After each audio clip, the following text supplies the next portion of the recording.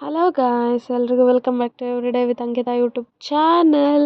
ಇವತ್ತೊಂದು ಖುಷಿ ವಿಷಯ ಶೇರ್ ಮಾಡೋದಿದೆ. ಅದಕ್ಕೆ ನಾನಂತೂ ಫುಲ್ ಎಕ್ಸೈಟ್ಮೆಂಟಿಂದ ವೀಡಿಯೋನ ಸ್ಟಾರ್ಟ್ ಮಾಡಿದ್ದೀನಿ. ಏನು ಅಂತ ವೀಡಿಯೋ ಕೊನೆವರೆಗೂ ನೋಡಿ ನಿಮಗೆ ಗೊತ್ತಾಗುತ್ತೆ. ಸೊ ಅಂತೂ ಇಂತೂ ರೆಡಿಯಾಗಿ ಇನ್ಸ್ಟಿಟ್ಯೂಷನ್ ಕಡೆ ಬೇಗ ಹೊರಟಿದ್ದೆ. ಬಟ್ ನನ್ನ ಫ್ರೆಂಡ್ಸು ಬರ್ತೀವಿ ಅಂತ ಹೇಳಿ ತುಂಬ ಹೊತ್ತು ಕಾಯಿಸಿದ್ರು. ಆಮೇಲೆ ಡೈರೆಕ್ಟ್ 5th ಫ್ಲೋರ್ಗೆ ಹೋಗಿ ಪ್ರೆಸೆಂಟೇಷನ್ ಮಾಡಿ ಬೂಟ್ ಕ್ಯಾಂಪ್ ಮಾಡಿ ಅಲ್ಲಿ ಸಿಗ್ನೇಚರ್ ತೊಗೋಬೇಕಿತ್ತು. ಬಟ್ ಸಖತ್ ಬಿಸಿಲಿತ್ತು, ಅಲ್ಲಿ ಕೂರೋಕ್ಕೆ ಆಗ್ತಿರ್ಲಿಲ್ಲ. ರೂಮ್ಸ್ ಯಾವುದು ಖಾಲಿ ಇರಲಿಲ್ಲ ಅಂತ ಹೊರಗಡೆ ಕುತ್ಕೊಂಡು ಬೂಟ್ ಕ್ಯಾಂಪ್ ಮಾಡಿದ್ವಿ. ನೆಕ್ಸ್ಟ್ ಅದಾದಮೇಲೆ ಅಂತೂ ಇಂತೂ ಪ್ರೆಸೆಂಟೇಷನ್ ಮುಗಿಸಿ ಅದಕ್ಕೆ ಸೈನ್ ತೊಗೊಳ್ಳೋಣ ಅಂತ ಅಂದ್ಕೊಂಡು ಬುಕ್ಕೆಲ್ಲ ರೆಡಿ ಮಾಡಿಕೊಂಡು ಸೈನ್ ತಗೊಳ್ಳೋದಕ್ಕೆ ಸರ್ ಹತ್ರ ಹೋದ್ವಿ. ಸೈನ್ ಮುಗಿಸಿ ಕ್ಲಾಸಿಗೆ ಬಂದು ಕೂತಿದ್ರೆ ಇವತ್ತೊಂದು ಸರ್ಪ್ರೈಸ್ ಇತ್ತು. ಏನಪ್ಪ ಅಂತಂದರೆ ನಮ್ಮ ಸರ್ ನನ್ನ ಯೂಟ್ಯೂಬ್ ಚಾನೆಲ್ನ ನೋಡಿಬಿಟ್ರು. ಓ ಮೈ ಗಾಡ್, ಆ ಮೂಮೆಂಟ್ ಲಿಟ್ರಲಿ ನನಗೆ ಎಕ್ಸ್ಪ್ರೆಸ್ ಮಾಡೋಕ್ಕಾಗ್ತಿಲ್ಲ. ಸರ್ ಪಕ್ಕದಲ್ಲಿ ಬಂದು ಕುತ್ಕೊಂಡು ತೋರಿಸು, ಹೇಳು ಯೂಟ್ಯೂಬ್ ಚಾನಲ್ ನೇಮ್ ಏನು ಹೇಳು ಅಂತ ಹೇಳ್ತಿದ್ದಾರೆ. Literally I am very much nervous at that time. But literally sir ನೋಡಿದ್ರು ಅನ್ನೋ ಖುಷಿ ಎಷ್ಟಿತ್ತು ಅಂದರೆ I can't express. But literally ಅವ್ರು ಬೈತಾರೆ, ಏನಾದರೂ ಹೇಳ್ಬಿಡ್ತಾರೆ ಅನ್ನೋ ಭಯನೇ ತುಂಬ ಇತ್ತು. ಅವ್ರು ಚೆಕ್ ಮಾಡ್ತಿರ್ಬೇಕಿದ್ರೆ ಎಲ್ಲರೂ ಪ್ರೊಜೆಕ್ಟ್ರಲ್ಲಿ ಡಿಸ್ಪ್ಲೇ ಮಾಡಿ ಸರ್ ಅಂತ ಅಂತಿದ್ರು. ಬಟ್ ನಮ್ಮ ಸರ್ ಏನೂ ಅನ್ನಲಿಲ್ಲ. ಜಸ್ಟ್ ಕ್ಯಾಶುವಲಾಗಿ ತೊಗೊಂಡು ಯಾವ ವೀಡಿಯೋ ಹಾಕಿದ್ಯಾ ಅಂತ ಚೆಕ್ ಮಾಡಿ ನೋಡಿಬಿಟ್ಟು ಓಕೆ ಅಂತ ಅಂದ್ಕೊಂಡು ಎದ್ದೋದ್ರು. ಲಿಟ್ರಲಿ ಎಷ್ಟು ಖುಷಿ ಆಯಿತು ಅಂದರೆ ಗಾಯ್ಸ್ ಐ ಕಾಂಟ್ ಎಕ್ಸ್ಪ್ಲೈನ್. ಅಷ್ಟು ಖುಷಿ ಆಗೋಯ್ತು ನನಗೆ. ಸರು ಲಿಟ್ರಲಿ ಒಪ್ಕೊತಾರೆ ಅಂತಲೇ ನಾನು ಅಂದ್ಕೊಂಡಿರಲಿಲ್ಲ. ಅವ್ರು ಏನು ಅಂದೆ, ಜಸ್ಟ್ ನೋಡ್ಕೊಂಡು ಸ್ಮೈಲ್ ಮಾಡ್ಕೊಂಡು ಹೋಗಿ ನಂಗೆ ಅಷ್ಟು ಖುಷಿ ಆಯಿತು. ಲಿಟ್ರಲಿ ಟೀಚರ್ಸ್ ಸಪೋರ್ಟಿವ್ ಆಗಿದ್ರೆ ಏನು ಬೇಕಾದರೂ ಮಾಡ್ಬೋದು ಅಂತ ಹೇಳ್ತಾರೆ. ನನ್ನ ಲೈಫಲ್ಲಿ ನನಗೆ ಎಲ್ಲ ಸ್ಟೇಜಲ್ಲೂ ಪ್ರತಿಯೊಂದು ಹೈಸ್ಕೂಲ್ ಕಾಲೇಜ್ ಹಂತದಿಂದ ಎಲ್ಲ ಸಿಕ್ಕಿದ್ದಾರೆ ಆ ಥರ ಟೀಚರ್ಸು. ಅಂಥದ್ರಲ್ಲಿ ಲಿಟ್ರಲಿ ಟ್ರೈನರ್ಸಲ್ಲೂ ಇಷ್ಟು ಸಪೋರ್ಟಿವ್ ಆಗಿರ್ತಾರೆ ಅಂತ ಅನ್ಸೋದು ನನಗೆ ಕೇಶವ್ ಸರ್ ನೋಡಿದ್ರೆ ಮಾತ್ರ. ಹೆಸರು ಕೇಶವ್ ಅಂತ ಅಂದ್ಬಿಟ್ಟು. ನನಗೆ ಸಖತ್ ಇಷ್ಟ ಆ ಸರು. ಎಲ್ಲದಕ್ಕೂ ಸಪೋರ್ಟ್ ಮಾಡ್ತಾರೆ ಆ್ಯಂಡ್ ಎಲ್ಲಿ ಯಾವ ಥರ ಇರಬೇಕು ಅನ್ನೋದನ್ನು ತುಂಬ ಚೆನ್ನಾಗಿ ಹೇಳ್ತಾರೆ ಅವರು. ನಂಗೆ ಅದಕ್ಕೆ ಅವರಂದ್ರೆ ಸಖತ್ ಇಷ್ಟ. ಸೊ ಅದಾದಮೇಲೆ ಅವ್ರು ನನ್ನ ವೀಡಿಯೋನ ಲಾಗ್ನ ಚೆಕ್ ಮಾಡಿದ್ದು ನಂಗೆ ಸಖತ್ ಖುಷಿ ಆಗೋಯಿತು. ಬಟ್ ನಾನೇ ಹೇಳಿ ಚೆಕ್ ಮಾಡಿಸೋಣ ಅಂತಿದ್ದೆ, ಅದು ಬೇರೆಯವ್ರ ಕಡೆಯಿಂದ ಗೊತ್ತಾಗಿ ಸರ್ ಚೆಕ್ ಮಾಡೋ ಥರ ಆಯಿತು. ಅದೊಂದು ಸ್ವಲ್ಪ ಬೇಜಾರಿತ್ತು. ಬಿಟ್ಟರೆ ಸಖತ್ ಖುಷಿ ಆಗೋಯಿತು. ನೆಕ್ಸ್ಟ್ ಅದಾದಮೇಲೆ ಸರ್ ಲಾಗ್ ಚೆಕ್ ಮಾಡಿ ಕ್ಲಾಸಸ್ ಮಾಡೋದಕ್ಕೆ ಅಂತ ಹೊರಟರು. ಬಟ್ ಸ್ಯಾಟರ್ಡೇ ಇರೋದ್ರಿಂದ ಏನಾದರೂ ಎಂಟರ್ಟೈನ್ಮೆಂಟ್ ಇರಲಿ ಅಂತ ಅಂದ್ಬಿಟ್ಟು ಯಾರಾದರೂ ಡ್ಯಾನ್ಸರ್ಸ್ ಇದ್ದರೆ ಬಂದು ಡ್ಯಾನ್ಸ್ ಮಾಡಿ ಅಂತ ಹೇಳಿದ್ರು. ಆಮೇಲೆ ನಮ್ಮ ಕ್ಲಾಸಲ್ಲಿ ಸಖತ್ ಬ್ಯೂಟಿಫುಲ್ ಡ್ಯಾನ್ಸರ್ ಒಬ್ಬರಿದ್ದರು. ಅವ್ರನ್ನ ಕರೆಸಿ ಇವತ್ತು ಸ್ವಲ್ಪ ಡ್ಯಾನ್ಸ್ ಮಾಡಪ್ಪ ಅಂತ ಹೇಳಿ ಅದು ಅವರು ಬಂದುಬಿಟ್ಟು ಇವತ್ತು ಕ್ಲಾಸಿಕಲ್ ಡ್ಯಾನ್ಸ್ ಮಾಡಿದ್ದು ಭರತನಾಟ್ಯಂ ಮಾಡಿದ್ರು. ಅವನ ಸಖತ್ ಸೂಪರಾಗಿ ಮಾಡಿದ್ರು. ಅವ್ರು ಹೆಂಗೆ ಮಾಡಿದ್ರು ಅಂತ ಕ್ಲಿಪ್ ಹಾಕಿದ್ದೀನಿ, ನೀವೇ ನೋಡಿ.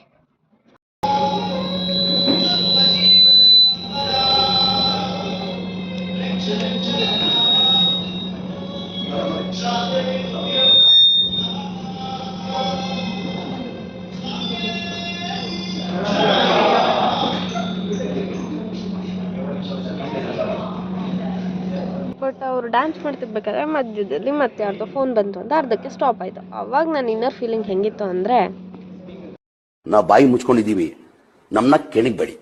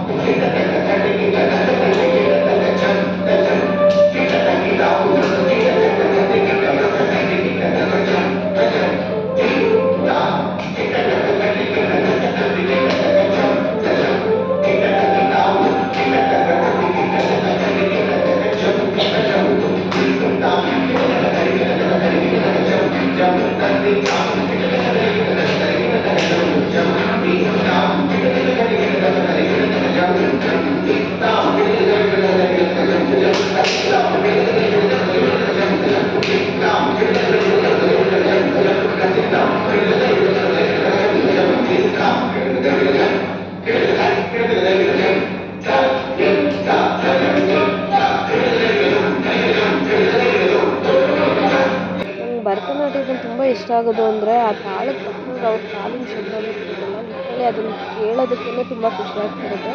ಸೊ ಅಂತೂ ಡ್ಯಾನ್ಸ್ ಮುಗೀತು, ಸರು ಕ್ಲಾಸಸ್ ಸ್ಟಾರ್ಟ್ ಮಾಡಿದ್ರು. ಸೊ ಕ್ಲಾಸಸ್ ಎಷ್ಟು ಚೆನ್ನಾಗಿತ್ತು ಅಂತ ಕ್ಲಿಪ್ ಹಾಕಿದ್ದೀನಿ, ನೀವೇ ನೋಡಿ.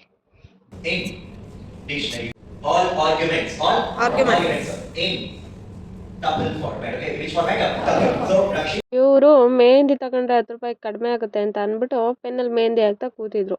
ಕ್ಲಾಸ್ ರೂಮಲ್ಲಿ ಪಾಠ ಕೇಳ್ರಿ ಅಂದರೆ ಇದೆಲ್ಲ ಮಾಡ್ತಿರ್ತಾರೆ.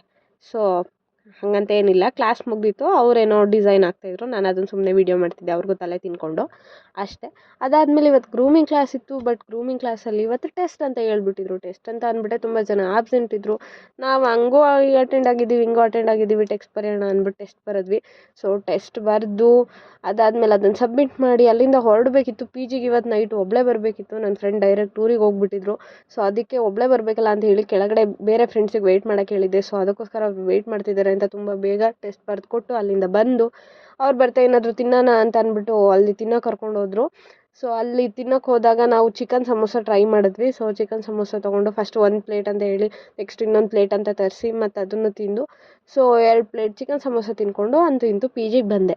ಸೊ ಪಿ ಜಿಗೆ ಬಂದರೆ ಇವತ್ತು ಯಾಕೋ ಊಟ ತಿನ್ನೋ ಮನಸ್ಸಾಗಿಲ್ಲ ಅಂತ ಅಂದು ನಾನು ನನ್ನ ರೂಮ್ಮೇಟು ಹೋಗಿ ಚಿಕನ್ ಬಿರಿಯಾನಿ ತರೋಣ ಅಂತ ಅಂದ್ಕೊಂಡು ಬಿರಿಯಾನಿ ತರೋಕೆ ಹೋದ್ವಿ. ಸೊ ಬಿರಿಯಾನಿ ತೊಗೊಂಬಂದು ನನಗೆ ಯಶವಂತ್ ಶೆಟ್ಟಿ ಮಾಡೋ ವೀಡಿಯೋಸ್ ತುಂಬ ಇಷ್ಟ ಆಗುತ್ತೆ, ಅವ್ರ ಕಂಟೆಂಟ್ಗಳು ತುಂಬ ಇಷ್ಟ ಆಗುತ್ತೆ. ಸೊ ಅದಕ್ಕೆ ನನಗೆ ತಿಂತಾ ಇರಬೇಕಾದ್ರೆ ಮುಂದೆ ಫೋನಲ್ಲಿ ಅಥವಾ ಲ್ಯಾಪ್ಟಾಪಲ್ಲಿ ಏನಾದರೂ ವೀಡಿಯೋ ಪ್ಲೇ ಆಗ್ತಿದ್ರೇನಷ್ಟೇ ತಿಂದಿದ್ದು ಒಳಗಡೆ ಹೋಗೋದು. ಸೊ ಹಾಗಾಗಿ ನಿಮ್ಮಲ್ಲೂ ಆ ಥರ ಯಾರ್ಯಾರು ಫ್ರೆಂಡ್ಸ್ ಇದ್ದರೆ ಕಮೆಂಟ್ ಬಾಕ್ಸಲ್ಲಿ ಅವ್ರನ್ನ ಖಂಡಿತ ಟ್ಯಾಗ್ ಮಾಡಿ. ನೆಕ್ಸ್ಟ್ ಅದಾದಮೇಲೆ ಲ್ಯಾಪ್ಟಾಪಲ್ಲಿ ಅವ್ರದ್ದೊಂದು ಇಂಟರ್ವ್ಯೂ ಮಾಡಿರೋದೊಂದು ವೀಡಿಯೋ ಹಾಕ್ಕೊಂಡು ಪ್ಲೇ ಮಾಡ್ಕೊಂಡು ಕೂತಿದ್ದೆ. ಸೊ ಅವ್ರು ಎಷ್ಟು ಚೆನ್ನಾಗಿ ಮಾತಾಡ್ತಿದ್ರು ಅಂದರೆ ಲಿಟ್ರಲಿ ಕೆಲವೊಂದೊಂದಂತೂ ತುಂಬ ಖುಷಿ ಆಗ್ತಿತ್ತು. ಅದೇನು ಖುಷಿ ಕೊಡ್ತು ಅವ್ರು ಮಾತಾಡ್ತಿದ್ದ ವಿಷಯಗಳು ಅಂತ ಅಂದರೆ ಅದನ್ನೊಂದು ಕ್ಲಿಪ್ ಹಾಕಿದ್ದೀನಿ, ನೀವೇ ನೋಡಿ. ಸರ್ ಸಿನಿಮಾ ಹೇಗಿತ್ತು ಸರ್, ಸಿನಿಮಾದಲ್ಲಿ ಏನು ಇಷ್ಟ ಆಯಿತು ಸರ್ ಅಂತ ಬೀಚ್ ಅವ್ರನ್ನ ಕೇಳಿದ್ರು. ನನಗೆ ಇಂಟ್ರೋಲ್ ಬಿಟ್ಟಿದ್ದು ಭಾಳ ಇಷ್ಟ ಆಯಿತು.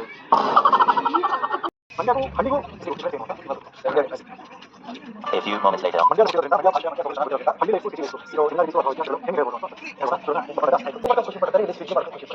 ನಮ್ಮೂರಲ್ಲಿ ವಾರಕ್ಕೊಂದ್ಸಲಿ ಐಟಿಗೆ ಹೋದ್ರೆ ಬೆಂಗಳೂರಲ್ಲಿ ಹೆಂಗಸರು ಐಟಿಗೆ ಹೋಗ್ತಾರೆ. ನಮ್ಮೂರಲ್ಲಿ ಬೀಗ್ ರೂಟ್ ಅಂದ್ರೆ ಟ್ರಾಫಿಕ್, ಬೆಂಗಳೂರಲ್ಲಿ ಬೀದಿ ಟ್ರಾಫಿಕ್. ನಮ್ಮೂರಲ್ಲಿ ನಮ್ಮ ಅಣ್ಣ ಮತ್ತೆ ಅಮ್ಮ ಇದ್ದಾರೆ, ಬೆಂಗಳೂರಲ್ಲಿ ಅಣ್ಣಮ್ಮ ಇದ್ದಾರೆ. ನಮ್ಮೂರಲ್ಲಿ ಎಮ್ಮೆ ಮತ್ತೆ ದನಗಳಿಗೆ ಭೂಗುಂದ ದಾರ ಹಾಕ್ತಿದೆ, ಬೆಂಗಳೂರಲ್ಲಿ ಐಡಿ ಕಾರ್ಡ್ ಮತ್ತೆ ದಾರ ಹಾಕುತ್ತೆ. ನಮ್ಮೂರಲ್ಲಿ ನೀರು ಬಂದ್ರೆ ನಲ್ಲಿಗೆ ಬಕೆಟ್ ಇರ್ತಾರೆ, ಬೆಂಗಳೂರಲ್ಲಿ ಆಫೀಸರ್ ಬಕೆಟ್ ಇರ್ತಾರೆ. ನಮ್ಮೂರು ಸೊಸೈಟಿಲಿ ಅಕ್ಕಿಗಳ ಕ್ಯೂ ನಿಂತ್ಕೊತಾರೆ, ಬೆಂಗಳೂರಲ್ಲಿ ಮೆಟ್ರೋಸ್ಗಳ ಕ್ಯೂ ನಿಂತ್ಕೊತಾರೆ. ನಮ್ಮೂರು ಚಂದ, ಬೆಂಗಳೂರು ಚಂದ, ಜನ್ಮ ಕೊಟ್ಟೂರು ನಮ್ಮೂರು, ಅನ್ನ ಕೊಟ್ಟೂರು ಬೆಂಗಳೂರು.